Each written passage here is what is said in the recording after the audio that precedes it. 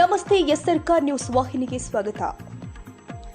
ರೈತರ ವಿವಿಧ ಬೇಡಿಕೆ ಈಡೇರಿಸುವಂತೆ ಆಗ್ರಹಿಸಿ ಸರ್ಕಾರದ ಗಮನ ಸೆಳೆಯಲು ಬೆಳಗಾವಿ ಚಳಿಗಾಲ ಅಧಿವೇಶನದ ಸಂದರ್ಭದಲ್ಲಿ ಡಿಸೆಂಬರ್ 16ರಂದು ಬೃಹತ್ ಪ್ರತಿಭಟನೆ ಮಾಡಲಾಗಿದೆ ಅಂತ ಕರ್ನಾಟಕ ರಾಜ್ಯ ರೈತ ಸಂಘ ಹಾಗೂ ಹಸಿರು ಸೇನೆ ರಾಜ್ಯಾಧ್ಯಕ್ಷ ಚುನ್ನಪ್ಪ ಪೂಜಾರಿ ಹೇಳಿದ್ದಾರೆ. ಸೋಮವಾರ ಬೆಳಗಾವಿಯಲ್ಲಿ ಸುದ್ದಿಗೋಷ್ಠಿಯಲ್ಲಿ ಮಾತನಾಡಿದರು. ರಾಜ್ಯದಲ್ಲಿ ಸ್ಥಾಪನೆಯಾಗಿರುವ ಖಾಸಗಿ ತರಕಾರಿ ಮಾರುಕಟ್ಟೆಯನ್ನ ಬಂದ್ ಮಾಡಬೇಕು ಹಾಗೂ ರೈತರಿಗೆ ಕಬ್ಬಿನ ಬೆಂಬಲ ಬೆಲೆ ಘೋಷಣೆ ಮಾಡಬೇಕು ಎಂದಿದ್ದಾರೆ.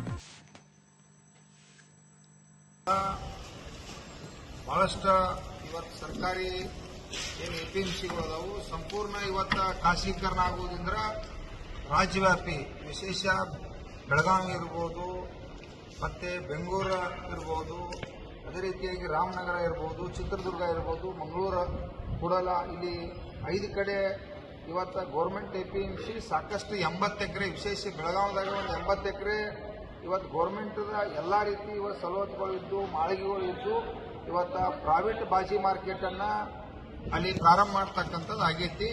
ಅದು ಸರ್ಕಾರದ ನಿರ್ಲಕ್ಷ್ಯತನ. ಯಾಕಂದ್ರೆ ಸರ್ಕಾರದ ಆಸ್ತಿ ಉಳಿಸ್ಕೊಳ್ಳಿಕ್ಕೆ ಎಪಿಎಂಸಿಯನ್ನು ತಾವು ಕಾಪಾಡ್ಕೊಳ್ಬೇಕಾಗಿತ್ತು. ಕೆಲವು ಆಫೀಸರ್ಗಳು ಅದಕ್ಕೆ ಪರ್ಮಿಷನ್ ಕೊಟ್ಟು 2008ನೇ ಇಸ್ವಿ ಒಳಗೆ ಏನು ಬಿಜೆಪಿ ಮತ್ತು JDS ಮಿಶ್ರ ಸರ್ಕಾರ ಇತ್ತು, ಅವಾಗ ಏನ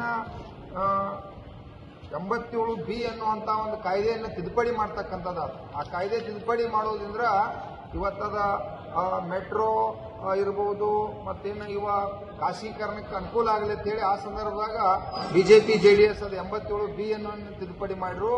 ಆ ಸಂದರ್ಭದಾಗ ಈ ಪ್ರೈವೇಟ್ ಬಾಜಿ ಮಾರ್ಕೆಟನ್ನು ಮಾಡಲಿಕ್ಕೆ ಅವ್ರು ಅನುಕೂಲ ಮಾಡಿಕೊಡ್ತಕ್ಕಂಥದ್ದು ಸರ್ಕಾರ ಮಾಡೈತಿ.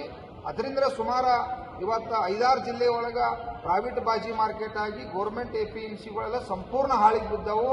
ಅದಕ್ಕಾಗಿ